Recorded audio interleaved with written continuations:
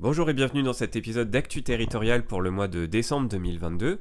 D'abord, je vous souhaite une très bonne année 2023 et j'espère que vous allez réussir vos concours et puis qu'au niveau personnel, ça va être aussi une très bonne année pour vous. Habituellement, on se souhaite aussi une bonne santé, mais comme on a quasiment tous la grippe, c'est pas trop l'ambiance de ce début d'année.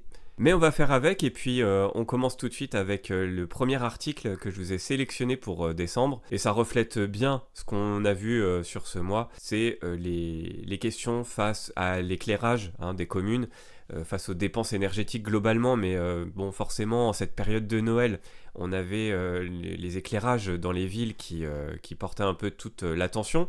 Et grosso modo, ce qu'on nous dit ici, c'est que même s'il y a plusieurs solutions, il y a des villes qui ont complètement éteint ou annulé leurs éclairages, d'autres qui ont fait comme avant en fait, qui n'ont pas pris de mesures spéciales, mais la plupart des villes quand même, elles ont fait leur éclairage, leur allumage de guirlandes festives, mais elles ont réduit en fait soit le nombre, soit le temps d'allumage. Donc c'est le cas par exemple à Strasbourg, à Caen, à Paris, etc. Et au-delà de ce simple sujet des éclairages de Noël, c'est plus globalement la problématique de la crise énergétique qui nous inquiète.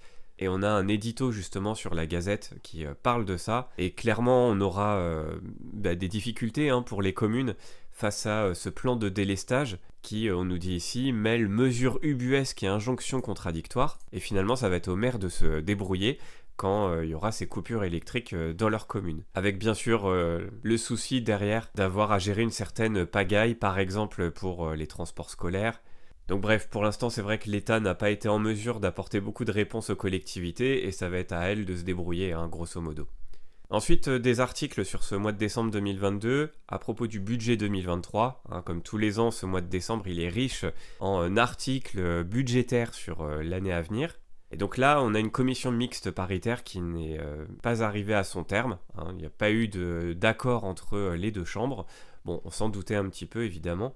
Et on nous dit notamment que les sénateurs avaient mis la priorité sur le soutien aux collectivités locales et le report de la suppression de la CVAE. Et clairement, il y avait un écart beaucoup trop important entre le Sénat et l'Assemblée nationale sur cette question budgétaire, notamment sur ces questions de collectivités territoriales. Il y avait par exemple un point de tension sur les contrats de Cahors 2, entre guillemets, qui avaient été rejetés par le Sénat, qui avaient été réintroduits. Mais on va voir que sur cette question, c'est encore un peu plus compliqué que ça. Mais si vous avez suivi les actus sur le mois de décembre, vous avez pu voir que c'était un vrai feuilleton avec pas mal d'épisodes. On avait d'un côté un Sénat qui voulait conserver la CVAE, mais ces sénateurs savaient très bien que le gouvernement allait réintroduire cette suppression de la CVAE. Donc il y avait un côté jeu de dupes, mais finalement, on a un 49.3 qui est arrivé par-dessus. Tout le monde s'en doutait, les sénateurs y compris, mais on a quand même une bonne surprise, entre guillemets, c'est que dans cette version du 49.3, il n'y a plus ces contrats de confiance ou contrats de Cahors 2 avec un mécanisme de contrainte pour maîtriser les dépenses de fonctionnement du secteur public local. Mais par contre, on a quand même évidemment ce qui était prévu à la base, tout le reste, le filet de sécurité pour 2023, la suppression de la CVAE, le bouclier tarifaire, alors sous certaines conditions, etc. Par exemple, pour le filet de sécurité pour les dépenses énergétiques des collectivités, celui-ci a été élargi. En effet, on nous dit ici que les communes, les intercos, les départements et les régions en bénéficieront si leur épargne brute enregistre en 2023 une baisse de plus de 15% contre 25% dans la version initiale. Donc en faisant ça, forcément, on élargit la base du nombre de collectivités qui pourront en bénéficier. Bon voilà, je passe sur toutes les mesures qui sont décrites ici, mais on peut revenir rapidement aussi sur l'article qui a été supprimé par le gouvernement sur la maîtrise des dépenses des collectivités. Ça pareil, ça a été vraiment un feuilleton sur ces dernières semaines. En gros, jusqu'au 24 novembre, où la Première ministre a indiqué que le gouvernement ne comptait pas maintenir un mécanisme de sanction.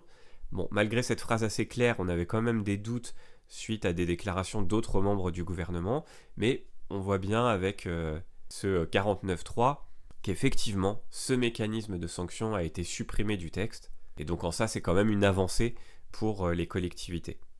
Ensuite, je vous ai sélectionné deux articles sur les contractuels. Alors dans le premier, on nous rappelle que la règle, évidemment, c'est qu'un fonctionnaire, c'est quelqu'un qui a un concours, qui a obtenu un concours, ça c'est la voie normale, mais force est de constater qu'aujourd'hui, le mode de recrutement principal dans la fonction publique territoriale, c'est le contrat.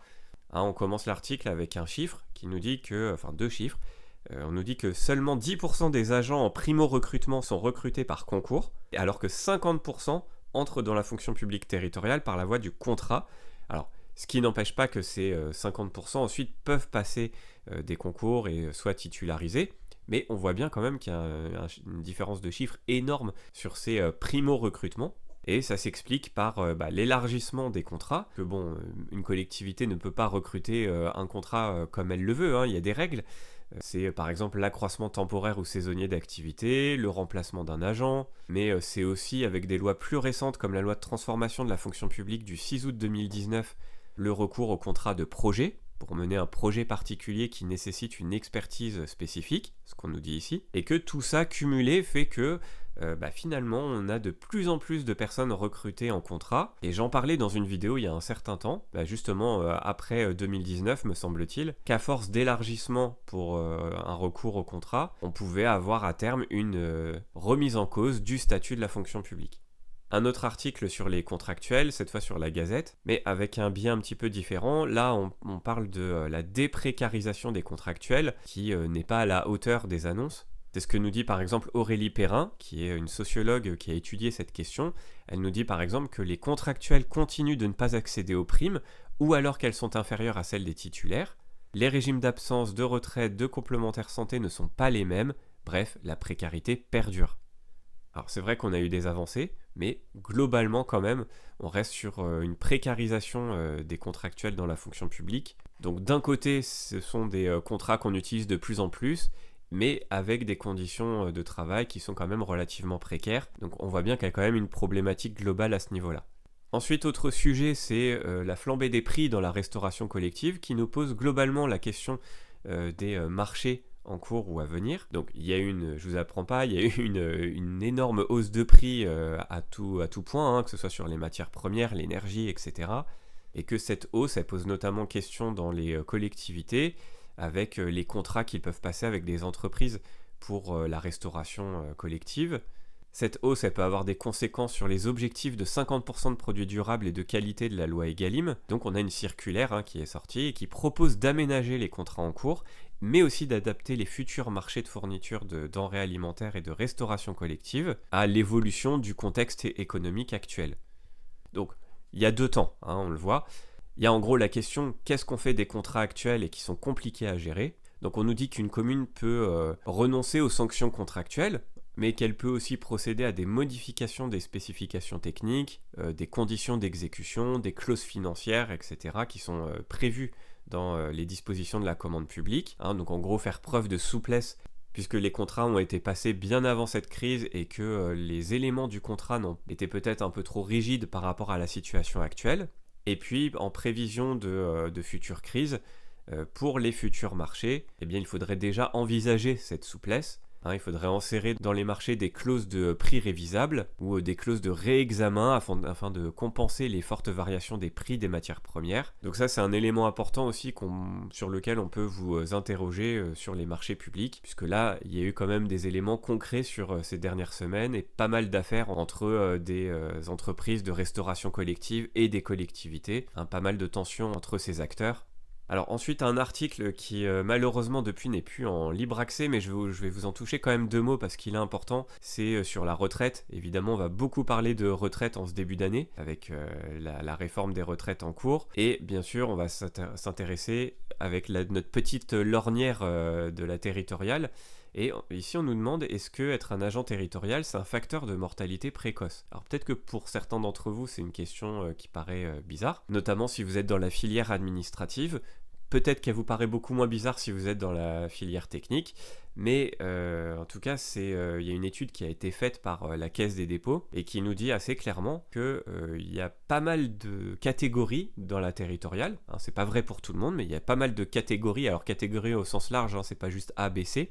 C'est aussi dans les différentes filières, c'est aussi entre les hommes et les femmes, Voilà, c'est beaucoup d'éléments pris en compte comme ça, qui font que certaines de ces catégories ne vivent pas aussi longtemps que les autres Français. Il y a une inégalité dans l'autre sens, parce qu'on parle souvent de fonctionnaires qui seraient des privilégiés, par exemple. Et bien là, à l'inverse, on a certaines catégories de fonctionnaires qui sont plutôt défavorisées. Par exemple, pour faire simple, si vous êtes un homme de catégorie C dans la filière technique, avec un métier physique, voilà, pénible physiquement, bon bah voilà, malheureusement au niveau statistique, vous êtes plutôt défavorisé. Alors après l'article allait dans des analyses un peu plus fines, mais bon, je ne peux pas vous en dire trop plus puisque là maintenant il n'est pas en libre accès, mais au moins c'était pour que vous compreniez l'idée. Et quand on parle de la fonction publique territoriale, il ne faut pas voir ça comme un ensemble homogène, il y a diverses réalités. Et quand même, je dirais, il y a une réalité majoritaire, puisqu'on a quand même environ 75% d'agents dans la territoriale qui sont en catégorie C. Beaucoup d'entre eux sont dans des filières techniques ou en tout cas physiquement éprouvantes. Donc c'est une vraie question qu'il va falloir se poser pendant cette réforme, en tout cas si elle passe. Ça sera une question assez délicate dans le monde de la territoriale du fait de sa sociologie. Enfin, un dernier article, qui n'en est pas un, c'est un quiz. Comme souvent, la Gazette propose un quiz de fin d'année pour réviser les actus de la territoriale. Donc voilà, je vous mets le lien en description. Et puis, comme ça, vous pourrez réviser un petit peu. Voilà, il y a 28 questions qui vous permettront de réviser les actus de 2022. Donc c'est toujours sympa d'avoir un moyen comme ça ludique de réviser. Voilà, c'est tout pour moi. Si vous voulez plus d'actu territoriale, en tout cas toutes les semaines, un petit rappel par une newsletter, c'est dans la description sous la vidéo le premier lien. Vous cliquez dessus et puis vous recevrez un mail tous les dimanches. En attendant, je vous souhaite une très bonne journée et à bientôt pour une nouvelle vidéo. Salut!